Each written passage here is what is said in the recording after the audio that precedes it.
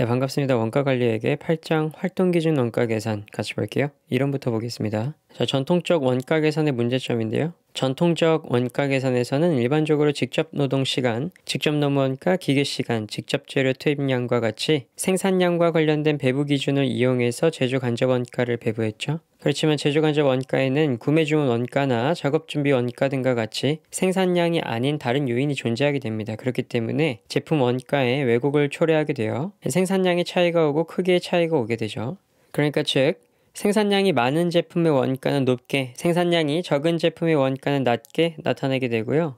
크기의 차이로는 크기가 큰 제품의 원가는 높게, 크기가 작은 제품의 원가는 낮게 나타나게 됩니다. 그래서 지금부터 활동기준 원가 계산을 볼 건데요. 활동기준 원가 계산은 원가의 발생을 유발하는 원가동인의 활동을 중심으로 규명하게 됩니다. 활동별로 집계된 원가, 이 활동 원가를 원가동인을 이용해서 제품이나 서비스에 배부하려는 원가 계산 시스템을 말하고요. 활동은 자원을 소비하고요. 제품은 활동을 소비한다는 사고에서 근거했고 제조기업뿐만 아니라 서비스 업체도 이용할 수 있습니다. 자, 그럼 전통적 원가 계산과 비교를 한번 보면요. 전통적 원가 계산은 기본 가정은 각 제품이 자원을 소비한다에 시작하고요. 제조간접 원가는 생산량에 비례해서 발생한다고 봅니다. 반면에 활동기준 원가 계산은 활동은 자원을 소비하고 제품은 활동을 소비한다는 사고에 시작합니다. 제조간접 원가에는 생산량 이외에 다른 원가 동인에 의해서 발생하는 원가들이 많이 포함되어 있습니다. 활동기준 원가 계산은요. 그래서 원가 계산이 각각 다르죠. 전통적은 공장 그리고 부문, 제품 또는 서비스의 원가를 부여했는데 활동기준 원가는 활동과 제품 또는 서비스에 부여하게 됩니다. 제조간접 원가 배부 기준은 생산량 관련 배부 기준으로 전통적 원가 계산은 진행했었고요. 활동기준 원가 계산에서는 원가 동인으로 제조간접 원가 배부 기준을 잡습니다. 비단위 수준 원가 동인도 많이 사용하는데요. 이제 뒤에서 기출을 보면서 다 볼 겁니다. 원가 계산의 정확선과 소요되는 시간과 비용,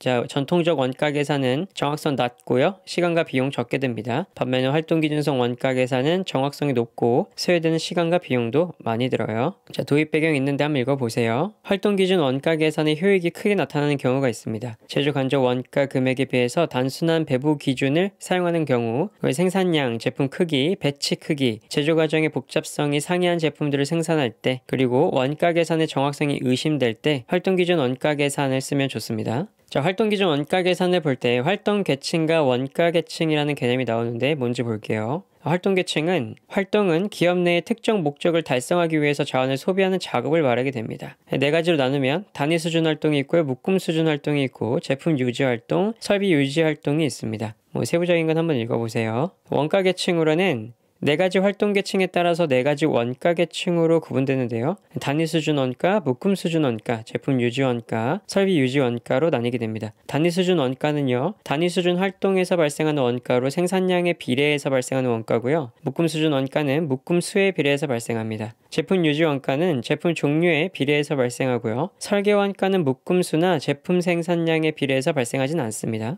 설비 유지 원가를 보면 설비 유지 활동에서 발생하는 원가를 말합니다. 모든 제품에 대한 공통 원가로 외부 보고 목적을 위해서는 제품에 배부해야 하지만 의사결정 목적을 위해서는 제품에 배부되면 안 되는 원가를 말합니다. 자, 그의 원가 왜곡을 초래하는 원가가 있는데요. 전통적 원가 계산에 의할 경우에는 묶음 수준 원가랑 제품 유지 원가, 설비 유지 원가가 되겠고요. 전통적 원가 계산에 의할 경우 활동 기준 원가 계산에 비해서 원가 왜곡을 초래하는 원가는 묶음 수준 원가와 제품 유지 원가가 되겠습니다. 자, 그럼 활동 기준 원가 계산의 원가 계산 과정을 한번 볼게요.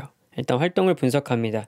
부가가치 활동인지 비부가가치 활동인지 나누고요. 고객 가치를 증가시키는 활동으로 기업에 반드시 필요한 활동은 부가가치라고 봅니다. 설계, 절삭, 조립 등의 활동을 말하고요. 고객 가치를 증가시키지 못하고 자원의 낭비만을 초래하는 활동을 비부가가치 활동이라고 합니다. 검사, 이동, 대기, 재고 보관 등의 활동 등을 말합니다. 재작업 활동은 기업 입장에서는 가치가 있지만 고객은 재작업된 제품보다는 처음부터 결합이 없었던 제품을 더 선호하기 때문에 고객 입장에서 재작업 활동은 가치가 있는 활동이 아닌 걸로 보는 거예요. 자, 고객 입장에서 봅니다. 활동을 분석했으면 그 다음으로 활동 중심점에 설정을 합니다. 기업 내에서 수행되고 있는 활동들이 규명되면 자원의 소비 행태가 동일하고 동일한 원가 동인을 사용할 수 있는 활동들은 통합해서 하나의 활동 중심점을 설정하게 됩니다. 활동 원가를 분류하고 보고하는 단위를 말하고요. 각각의 활동을 활동 중심점으로 설정하면 원가 계산의 정확성은 높아지지만 비용이 많이 발생하므로 원가 효익 측면에서는 적절한 활동 중심점의 수를 결정해야 됩니다. 그러니까 활동 중심점의 수가 다량으로 된다면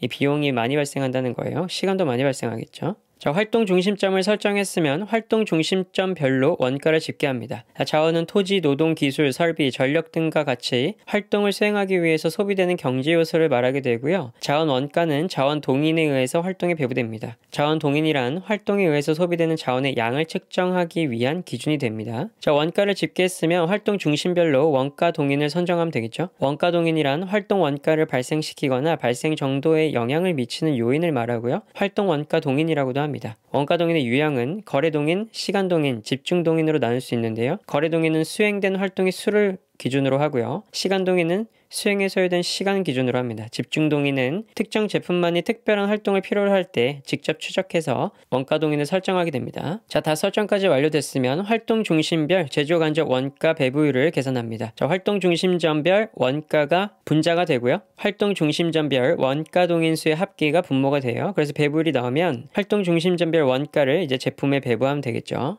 자, 그럼 활동 기준 원가의 효익과 문제점 한번 볼까요? 효익으로는 정확한 원가 계산, 의사결정 등의 유용, 효율적 원가 관리, 공정한 성과평가, 성과 측정치의 개선을 통한 성과 개선 등이 있겠고요. 문제점이라면 당연히 효익보다 비용이 커질 수도 있겠죠. 활동을 명확하게 정의하고 구분하는 기준이 존재하진 않습니다. 주관적이에요. 설비 유지 원가와 같이 원가 동인을 식별하기 어려운 원가도 존재하게 되고요. 기존의 방식에 익숙해져 있는 종업원들이 반발할 가능성이 있겠죠. 복잡하고 시간도 오래 걸리고 어려우니까. 원가 동인수를 감소시키기 위해서 한 번에 많은 제품을 생산하거나 한 번에 많은 재료를 주문하게 되어서 과잉 재고 문제가 발생될 가능성도 있습니다. 그럼 기출문제랑 같이 볼게요.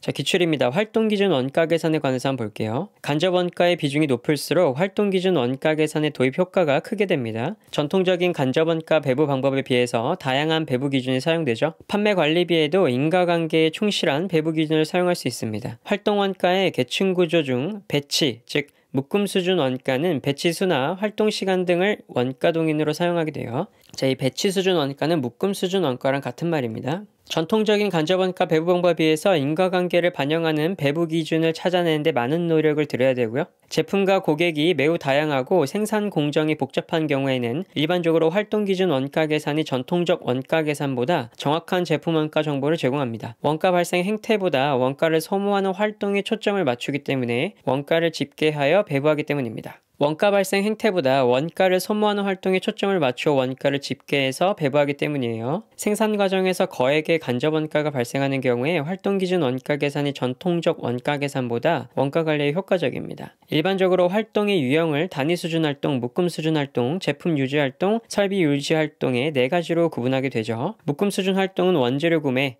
작업 준비 등과 같이 묶음 단위로 수행되는 활동을 의미하는데 품질 원가의 경우에는 표본 검사는 묶음 수준 활동으로 분류될 수 있지만 전수조사에 의한 품질 검사는 단위 수준 활동으로 분류되게 됩니다. 표본 검사는 뭐라고요? 묶음 수준 활동으로 분류될 수 있다고요? 그런데 전수조사에 의한 품질 검사는 묶음 수준 활동으로 분류될 수 없고요. 단위 수준 활동으로 분류해야 됩니다. 제품의 단위당 직접 재료 원가 계산 한번 볼게요. 원가 배부율은 각각 나와 있네요.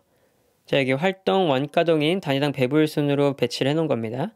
재료 처리, 기계 작업, 조립 작업, 검사가 있고요. 이 재료 처리의 원가 동인은 부품수가 되고 기계 작업의 원가 동인은 기계 시간이 되고 조립 작업은 조립 시간이 원가 동인이 되고 검사는 검사 시간이 원가 동인이 됩니다. 제품 한 단위 제조하기 위해서 이 정도의 자원과 노력이 들어가요. 50단위의 제품을 단위당 5만원에 판매한다 했고요. 매출 총 이익은 150만원이라고 했습니다. 해당 제품의 단위당 직접 재료 원가에 대해서 물어봤네요. 그럼 분석과 같이 보겠습니다. 그럼 직접 재료 원가를 구하기 전에 제품 단위당 원가를 한번 구해볼까요? 부품 200개 10 곱하고 기계 작업 10시간 120 곱하고 자, 조립 작업 20시간 75 곱하고 검사 5시간 100 곱해줍니다. 그거 다 더하면 5,200원 나오게 돼요. 근데 매출 총 이익은 150만원이었죠? 50단위 팔았잖아요. 50단위를 단위당 5만원에 팔았고 그리고 제품 단위당 원가가 5,200원이었으면 그 나머지가 단위당 직접 재료 원가가 되는 겁니다. 자, 활동기준 원가 계산에서 하는 이유가 뭐예요? 제조간접 원가 배부 기준을 정한다는 거잖아요. 그럼 이 제조간접 원가를 배부하겠다는 겁니다. 그래서 이거를 제외하면 이제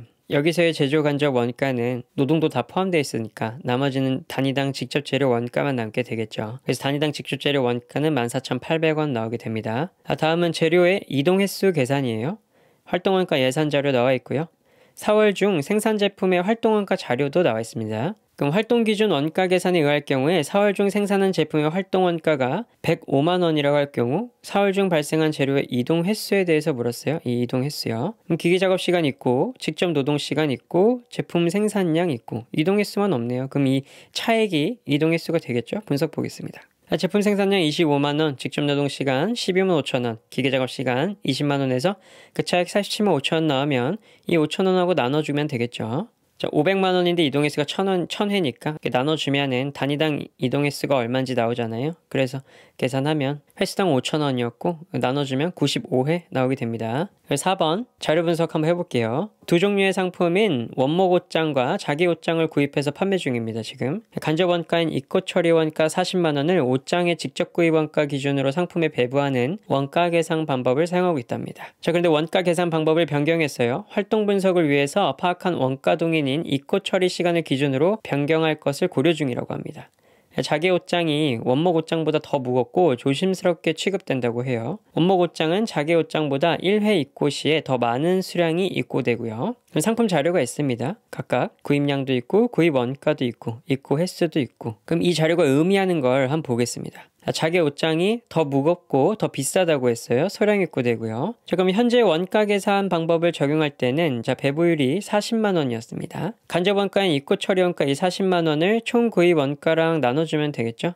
구입량이 있고 구입 원가가 있으니까 계산해서 나누게 되면 0.032 직접 구입 원가가 나오게 돼요. 원목이 2만 개였고 여기 원가가 500원이었습니다. 500 곱한 다음에 0.032 곱해주면 32만 원 배부하게 되고 자기에는 8만 원 배부되게 되겠죠. 이 간접 원가가요. 자, 그런데 새로운 원가 계산 방법을 적용한다면 새로운 원가 계산 방법은 뭐라고요? 활동 분석을 통해서 파악한 원가 동인인 입고 처리 시간을 기준으로 변경한다고요. 그러면 저 간접 원가 40만 원을 입고 횟수당 처리 시간은 원목은 5시간, 원목은 12회 입고되니까 그럼 5시간 곱하기 12회 하고요. 자기 3시간 곱하기 12회 해준 거 더한 거를 나눠줍니다.